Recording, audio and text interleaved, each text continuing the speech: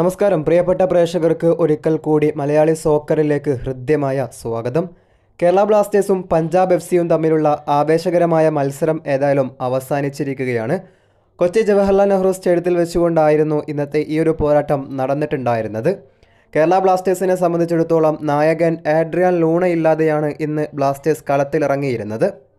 കേരള ബ്ലാസ്റ്റേഴ്സും അതുപോലെ തന്നെ പഞ്ചാബ് എഫ്.സിയും തമ്മിലുള്ള മത്സരം അവസാനിച്ചപ്പോൾ 1-നെതിരെ 2 ഗോളുകൾക്ക് ബ്ലാസ്റ്റേഴ്സ് പരാജയപ്പെട്ടിരിക്കുകയാണ്.